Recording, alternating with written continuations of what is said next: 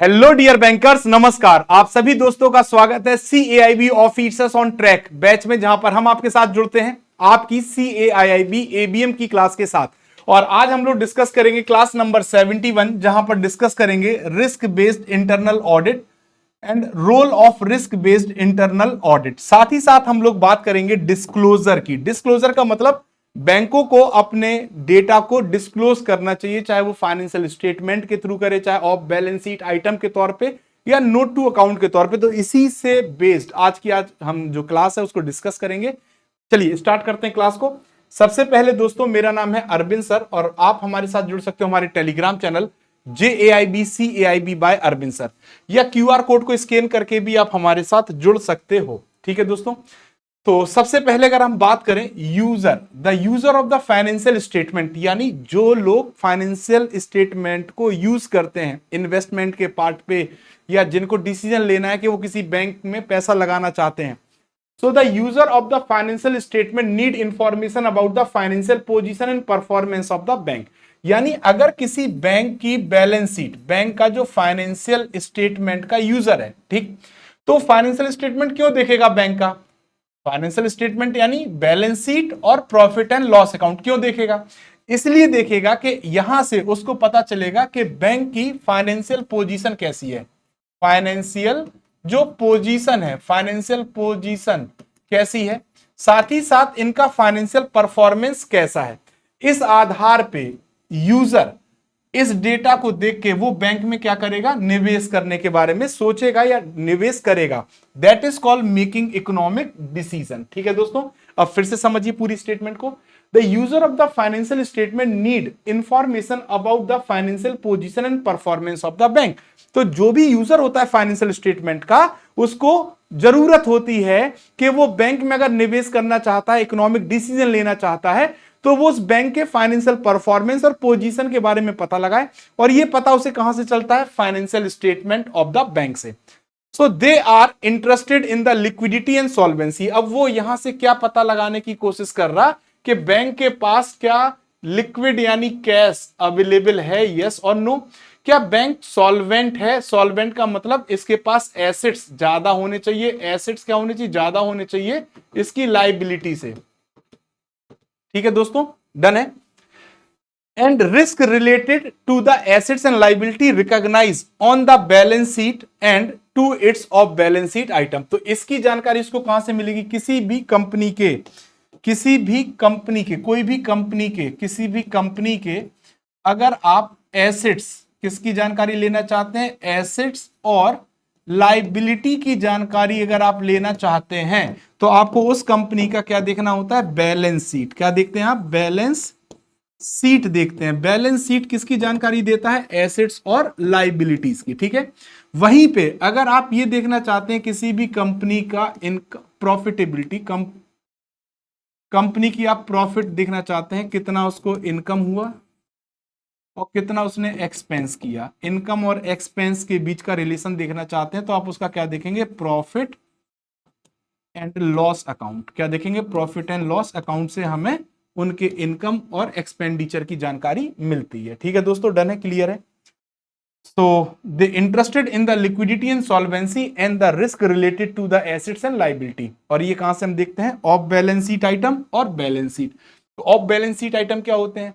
Assets liabilities से जुड़ी वो जानकारी जिसको बैलेंस शीट पे नहीं दिखाया गया है, या दिखाने की जरूरत नहीं थी, या दिखाने की कोई तरीका नहीं था, तो उसे हम ऑफ बैलेंस शीट में दिखा देते हैं। ठीक है दोस्तों, नाउ अब देखिए, the interest of full and complete disclosure some very useful information is better provided और can only be provided by note to financial statement. तो इनका कहना है कि फुल और कंप्लीट डिस्क्लोजर में सभी का इंटरेस्ट रहता है। कुछ और भी यूजफुल इंफॉर्मेशन होती है जिसे note to the financial statement के थ्रू भी प्रोवाइड की जाती है। अब नोट टू अकाउंट से क्या जानकारी मिलती है? फाइनेंशियल स्टेटमेंट में जो भी प्रोसेस यूज हुआ है उसकी जानकारी हमें नोट से पता चल जाती है। So the use of note and supplementary information act as a mean to explain the document certain items which are either presented in the financial statement or otherwise affect the financial position and performance of the company। तो किसी भी company का जो financial statement है, किस method को use किया गया है, कैसे उसको यूज किया गया, इसकी जानकारी हमें किससे मिलती है? नोट से या सप्लीमेंट्री इंफॉर्मेशन से। ठीक, तो या तो जो फाइनेंशियल स्टेटमेंट है वो किस आधार पे चल रहा है उसकी जानकारी मिलेगी, या कोई चीज ऐसी जो उसको प्रभावित कर सकती है फाइनेंशियल स्टेटमेंट को, उसकी भी जानकारी हमें नोट और सप्लीमेंट्री इंफॉर्मेशन से मिल जाती है। So recently a lot of attention has been paid to the issue market discipline in the bank sector. अब देखो, इनका कहना है कि वर्तमान में इस समय मार्केट डिसिप्लिन पे ज्यादा फोकस किया जा रहा। क्या किया जा रहा? फोकस किया जा रहा। ठीक है, अब मार्केट डिसिप्लिन का मतलब क्या है? एक्चुअली जो मार्केट डिसिप्लिन है ये बेसिल गाइडलाइंस के अकॉर्डिंग, बेसिल नॉर्म्स के अकॉर्डिंग यहां पे 3 पिलर हैं, 3 इंपॉर्टेंट गाइडलाइन है जिनको फॉलो करना है बैंकों को। ठीक, बेसिल 2 के अकॉर्डिंग। अब थर्ड चल रहा। पहला है minimum capital requirement, minimum capital requirement. What is the meaning of minimum capital requirement? यानी सभी बैंकों को कम से कम उतनी पूंजी अपने पास रखनी चाहिए कि अगर रिस्क आए तो वो लगा सके। दूसरा है सुपरवाइजरी रिव्यू, सुपरवाइजरी रिव्यू। ये क्या कहता है?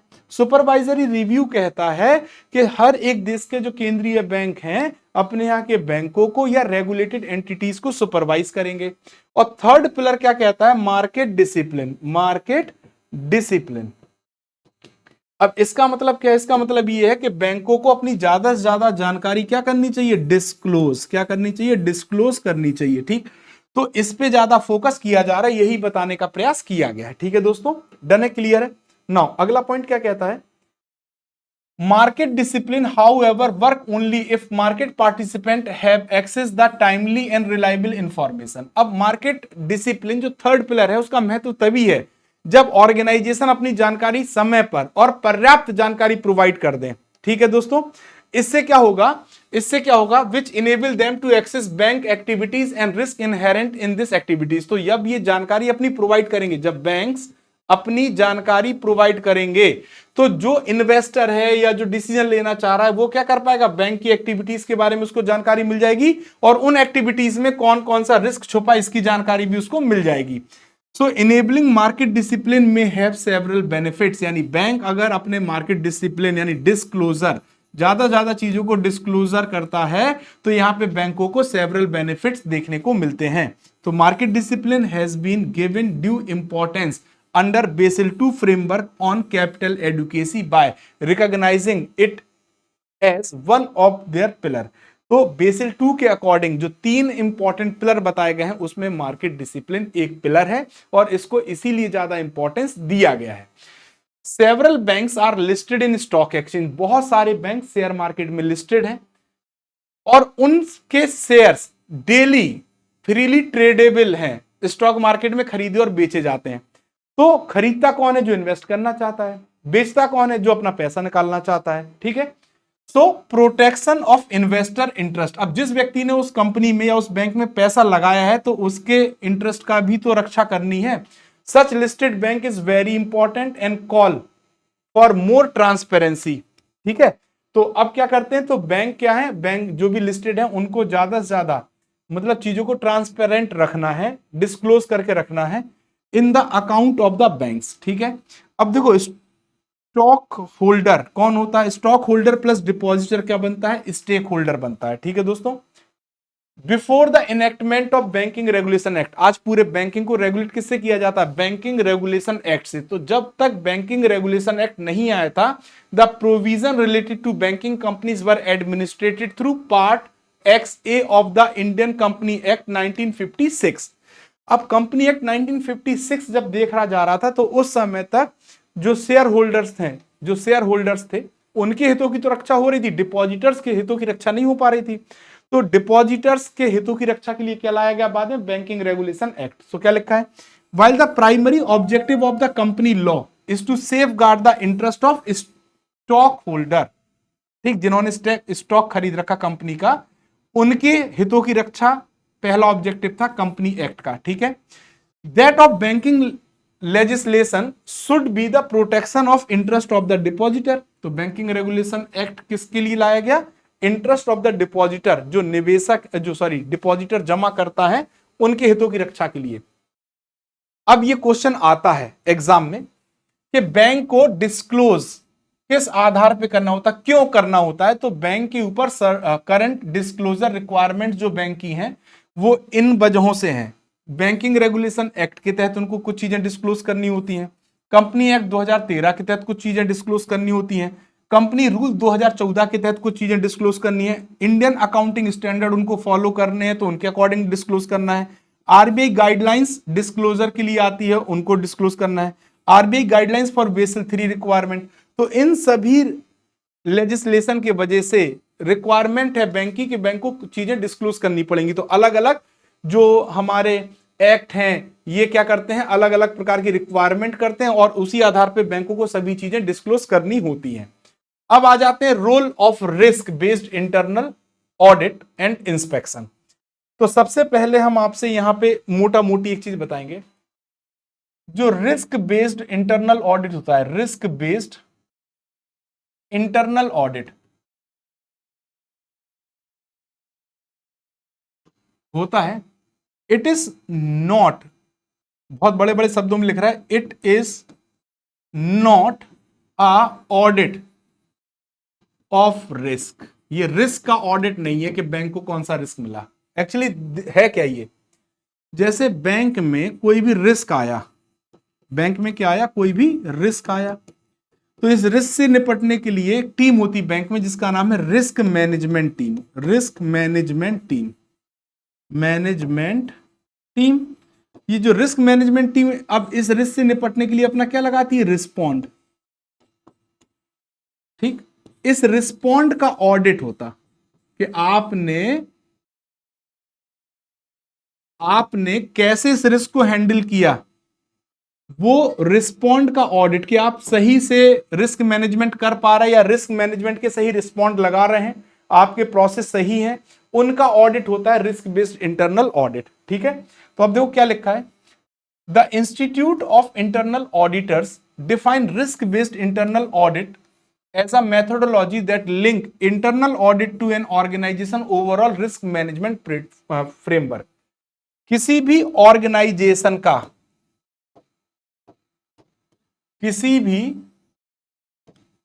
ऑर्गेनाइजेशन का जो रिस्क मैनेजमेंट प्रोसेस है वो इफिशिएंट है या नहीं, इसका ऑडिट